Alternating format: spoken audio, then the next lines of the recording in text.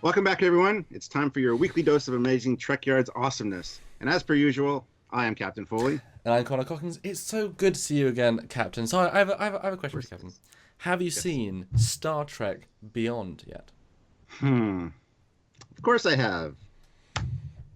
Do you really even have to ask, Samuel? Come on now. Because I'm rather excited, as today we get to speak to someone who contributed a very awesome piece of tech, many pieces of tech, to that movie. Any guesses who it is, Stuart? Well, I'm assuming it's probably a ship that we've already looked at and Oh. speculated on somewhat, considering it was one of the very first things we got to see as a lead up to this film, and that would be the USS Franklin. You are correct. And we have joining us today the man that designed her, Mr. Sean Hargreaves. Everyone, welcome to the show, Sean. Hello, guys. How are you? Good. Yes, welcome to your very first appearance, sort of, on Trekyards. We can't see you. There must be some subspace interference between Yep. interdimensional rifts there because you're in that different alternate timeline. So we'll take the audio as it is. We're glad you could join us to talk about this very cool ship. So without any further delay, let's get right into the meat of things and ask you some questions. Let's start off by asking a little bit about you, and exactly what do you do for a living? How much how much you love Star Trek, and what influence? And were you a fan before working on Beyond? Well, I'm a concept designer for films. I do that for a living. Also, a visual effects art director. I've also done production design for films. Uh, am I a fan of Star Trek? Yes. Am I a Trekkie? No. But I enjoy it very, very much. And it was really, really exciting to work on Star Trek Beyond. A great honor. So tell us a little bit about how this crazy whirlwind of starship design all started for you. Tell us when you knew you would be, first of all, designing the Franklin, Earth's first warp force starship, pre-Nero interference, of course. And is this design something you had done specifically for the movie, or was it something that you had maybe designed earlier, maybe doodled a few years ago on a napkin or something, just when you had some free time? No, I mean, it was all, so obviously all part of the script. You break the script down. It has elements that need to be designed, and the Yorktown was one thing, and the Enterprise, and then the Franklin was one. And I don't know how I just got handed it, and they said we need the Franklin designed, um, and that's how it happened. I started doing some designs which started out completely different, and ended up being what you see today. A lot of times in scripts they do use a different name, but it was the Franklin from the start. Then. No, it started out being called the Pioneer, and then it got changed to Franklin. The Franklin is Justin Lin's father's name, and in the plaque on the ship, actually, there's a slight space between the K and the L. It's Yeah. Frank Lynn. I thought And that, I thought that was really nice to do that. yeah, and I actually asked John Eves about that. Is it the Franklin class or is it the Franklin class? He says it's the Franklin class. It is named after Justin Lin's dad, and there's that slight space. Yeah, But it's still just the Franklin class, just so everyone's clear on that. exactly. It's the Franklin class. Yeah. Okay. In our discussion piece, talking about the Franklin, based on the first image we saw, we speculated that it could have been based, or that you could have seen the older Fassa Lochnar class might be the inspiration, as they are quite similar in the sense of the broad strokes of design. Were you a fan, or even knew about the old Fassa Trek material, and took inspiration for any of the wide Trek materials to find the inspiration for this shape, I should say? No, not at all. And I've said this to others about this this ship. And the way I design is, I sit down and I pull it out of myself. I don't sit there surrounded by images. The only two images I had when I designed any of these two, basically the two ships, the Franklin and the Enterprise, were I had the Matt Jeffries TOS Enterprise, and I had the JJ Enterprise, and I took I broke down Matt Jeffries' Enterprise from the 60s, and just used what I liked from that and tried to bring it into the Franklin. But it started out as a completely different ship at the beginning. Now, did you get any direction from Simon Pegg or Justin Lin or anybody else about how the ship should look or what size it should be? Anything like that? Like did the script call for something specific that you had to include, or what determined the overall shape of the Franklin? Yeah. Well, in the script, it was written that it was originally found in a sand dune. and that it was a ship that landed and took off vertically. And it was going to be a smaller ship than it ended up being, more like a very large shuttlecraft. And so I kind of used that. And, in the originals, well, in all the shuttlecraft that we see, including the motion picture and the original series, they have those. I don't know if you call them canards or those kind of. They're almost like nacelles. And I wanted to use those somewhere in the ship. So they were basically pointed down, and I've sent you some images of that. Oh, where do you get that? That's interesting. Well, this is the topper. Upside down. I just turned it upside down, and it looks really cool upside down. I like that. Well, that's it. It started out the arms started out upside down, and because it was going to be found in the sand dune, Scotty was going to rig it, and it was going to take off vertically. But then it was decided that it was going to be found under rock and rubble on the side of a mountain, and it needed to slide forward and down. And because of these legs, it just wasn't. They didn't feel it was. They wanted it more to be like a skid kind of deal. So we decided to flip them the other way up. And everyone thinks that I was looking at some Lochnar class or NX class ship when I came up with that, and it wasn't that case at all. It was basically taking those engines and those wings and flipping them upside down, and just by way of the shape of it ended up looking similar to that, I guess. What can you do about that? But hopefully those images that I sent you, you can actually see one of the images is actually showing it taking off vertically, and it has the name Pioneer on the side before it was changed to Franklin. So you can see it's the same ship with a different name, with the arms down as opposed to up. One thing that was an amazing image, it's awesome to see the unused concept, as it were. One thing that Doug Drexler always says, the Akira class, as you guys know, in the NX-01, very similar designs. He says that there's very few ship designs out there, very few configurations you can do of a saucer, tuna cells, and whatnot. But that shows the commonality in Earth design. I mean, there's a reason why things look similar. It's because we have a design style. So it makes perfect sense that things would have a shared lineage, look very similar. It's more about the subtleties and how you take that. So it's just kind of, what can you do with that? So did you actually upscale any details? So if you knew it was then going to be a smaller shuttle and then bigger, did you then redesign in the details, or was that more you said in a separate interview that the ILM, the other CGP will then add those details? Was that a later step, or did you have to upscale it yourself? I added all that detail. It's all me. The ship they actually see on the film, the DNEG didn't add that much detail to it. They surfaced it, meaning they put the texture and the material on it. But there was the little tiny details here and there. But I really spent a lot of time myself doing a lot of that legwork, detail wise. And I've never heard of a CG modeler in the actual movie do it themselves. I'm very impressed. Yeah. Very talented of all hats. Love it. That must be very helpful because it cuts out the middleman, as it were, and so everything you want incorporated in it gets into it, because we know John Eaves has designed a few things and then the modelers change it subtly, and it's Well, the great thing about CG and working in CG is that although it takes time to set up, the fact that you hand off the model to people who use the model means that there's no, you're not changing a language. It's the same language, and they can't dispute that, Whereas sometimes you'll send off a sketch and they'll say, well, it was kind of a sketch and we didn't really understand what this was.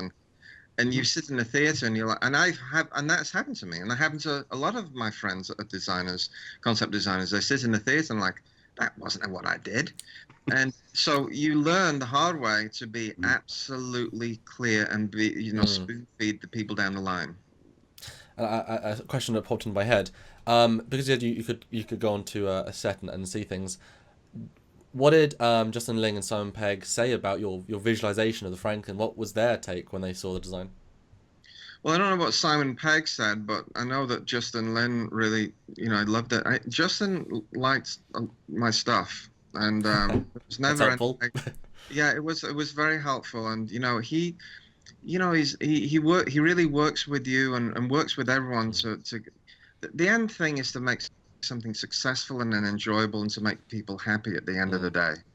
We're not doing brain surgery here. We're entertaining people. That's what movie making is, and he knows that. And he's gonna any of these movies, I just want to make a little bit of a statement here about these huge blockbuster movies. Any of these movies, they're going to cast a wide net. If you're making a $200 million film, can you just make it for Trekkies and make $200 million back? Maybe you can make 600 million. I don't know.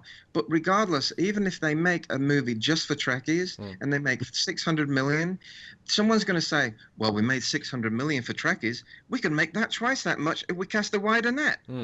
And so they forget about that. They just say, let's just cast a wide net. We're gonna feed the fans a little, and we're gonna feed the wider group of people a little. And the risk of that, obviously, is it's like car design, which I used to do.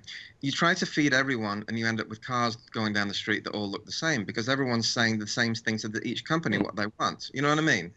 So it can be dangerous, but I think we did a pretty good job with Beyond, and I was very definite in what I said to the powers that be. I said, let's get this back to, let's keep the TOS stuff.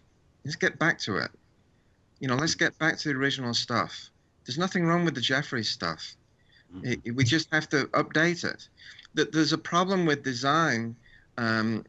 Design, when you do iterations of designs down the line, they get to a point where they leave the dock. They become not that thing that they started as.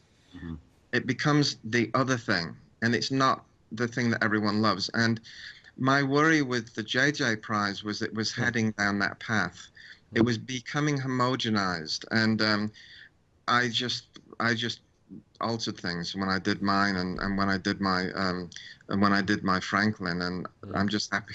I got to say, guys, I'm just happy they said yes. Because they could easily have said no. JJ could have easily said no. That's not what we're doing. You made a lot of people happy, like even true Trekkies, because like I said, it harkens back to a lot of the designs, like the Lochnar and stuff from FASA. So people loved that. They thought that was inspiration for it, and that's what we want to see. So good job. We've done separate pieces about our thoughts on Beyond, and both of us absolutely love the movie and think it really it finds that balance, that sweet spot of continuity and imagination and TOS and movie making. Justin did an amazing job, and Simon did an amazing job, and my dad, who's very much TOS, very much does not like the first movies because they do stray so far. This is, if not his favourite movie, one of his top 3 out of the entire Star Trek movie franchise, and that says something about what you all did, and your visual designs. That language that you put through is a huge part of that. So I'm again, like I said, thrilled to speak to you. I think we said that on the pre-show, thrilled to speak to you, and I'm very happy to hear you say that, because that is the right mentality, and you obviously took in the right direction. And I really got to say thank you very much for the certain redesign that you did in that movie. You hit all the spots that I wanted to fix, but we'll talk about that in a different episode, guys. So excited about that one. Okay, so guys, let's get into some nitty-gritty as we are at Trekyards here. The Franklin, as we see in the movie, she was the first Warp 4 starship and used by a Mako crew during the Romulan War before reassigned as an explorer after signing the Federation Charter in 2161, then lost only a few years later in the early 2160s. This is all from the script. Does it all sound right, Sean? Yes. Cool. So we know the first Earth test ship to achieve Warp 3 was 2143, and the first Warp 5 ship, the NX-01, was 2151. So not a huge time in between, 43 to 51. Do you have any idea when the Franklin would have been built and launched between those 2 dates roughly? We always say that designers and their thoughts are the nearest to canon as we can get. So we know there's rough times. Do you have any ideas when it might have been designed, or any thoughts on how new or old it would be in that timeline? No, I mean, I can only tell you that, filmmaking is a very organic process, and times and dates, when I did the ship, it was basically somewhere around 200 to 300 years older than the current Enterprise was. Oh, wow. That wobbled around as the film was being made, but at that time, the design's already gone out of my hands. And so certain things like, was it I want to tell you that the NX class, the name NX class never came into my art department. I never even. Wow. Lochnar, none of that stuff was ever ever batted around, and timelines were just very, very rough. And like I said, the scripts change a lot, and they'll write things into it. So all this stuff about that you read about the Franklin post movie is stuff that was written after it left my hands. So in essence, you designed a proto Enterprise, even proto, Jeffrey's spacefaring vessel before, as you said, it was even remotely shoehorned into a time. So Yeah. Okay, so I think that's kind of amazing then that it does actually almost fit in between. That shows some quality of design that you've managed to sort of think that through. But it was said in the movie that that's sort of where it fits in. Yeah. And there's some things we talk about later where I think, again, not meaning to, but Trek fans love to sort of, I think the lucky coincidence is that I think we can make it link and fit just fine. My next question is, based on the window size or view screen that we see on the front of the ship, we can see that it's not a very large ship. So what length is it, and how many decks does she have? It's 450 feet long, and I believe it has a couple of decks on the maybe it has one deck in the saucer. We did have one where it had a couple of decks, and then it ended up with one deck, and then we went back and forth between those. I think it has only one deck right now, and so it's not a very big ship. I mean, you've seen that cutaway that ran. I can't remember the mechanics. Yeah. You can see the scale between the ships, really tiny. I mean, so it's big, not big compared to half-mile long Enterprise. So I just did a quick calculation on Google. Your 450 feet is 137 meters, because we tend to go in meters here. That is a small ship indeed, about the same size as the Intrepid class, the half saucer, which is the step close to the NX-01 design. You can tell that because the saucers are almost identical. That ship has a length of 165, so very small indeed. But let's talk crew again for a small ship. She was presumably designed, and again, as we said, this is retconned in now. She was designed as a test bed, being the first Warp 4 ship, then converted to the Mako ship. We know the later NX-01, a ship designed for exploration, had a crew of 83. What did you see as the standard operational crew for being for the ship at launch before she became a Mako ship? Well, this ship, there was never anything said about the size of the amount of crew in there. It was just the size of the ship that was decided on. And this ship, the ship was basically, it carried freight. It was a freighter. It wasn't an exploration ship like the Enterprise. It wasn't a smaller version of that. The transporter that you'll see in the film actually transported freight, and it was a cargo ship. So when you see cargo ships out in the sea, they're huge, but they don't have that many personnel on them, and so the amount of people at the time wasn't really decided on, Do you think she was converted after the fact to be a cargo, or do you think that was her initial, like, we're going to build the fastest ship to be the fastest cargo ship? I think that was. I mean, as far as I know, that was what it was, And some people have said, well, maybe you've got the negative space behind the dish, the saucer. Maybe that has tow lines to it. There's none of that. It was just it held everything in the hold, and transported that way. Now, cargo could be anything, Yeah. I mean, it could be any kind of thing. So it doesn't have to be a huge, ugly, chunky ship, Yeah. I remember when we did our speculation video on it, I even said it could be a cargo ship and have like pods attached, like you said, to that negative space in the back, kind of go up in there. But well, hold on. Yeah, well, if you had a guesstimation then, based on the size, I mean, are we talking literally just the operational crew? I think there's like 5 spaces on the bridge. Do you think it could be as little as 10 people to operate the ship successfully, like standard crew? Or yes, a few more? I'd say 10 to 15, wow. Because you got people down engineering and and also we had I had phaser banks in there underneath the dish, and but I don't. We never use that, But it's all in there. I mean, when you look at that image that I have of it taking up vertically, there's a lot of little detail underneath there. But anyway, are they phaser as the TOS had it? Those little sort of open slots, same style, or are they like the TOS? Right. Because I love that. Next time on Trekyards, the rest of this episode. Yeah, pretty normal. Like, you expect this from us now. It's just like, next time, next episode, it'll be great. It'll be great. If you're still watching this video, and we're still talking, why? Just watch something else. Watch another Trekyards video. It's over. It's over. Go home. Bye, guys. Bye, everybody.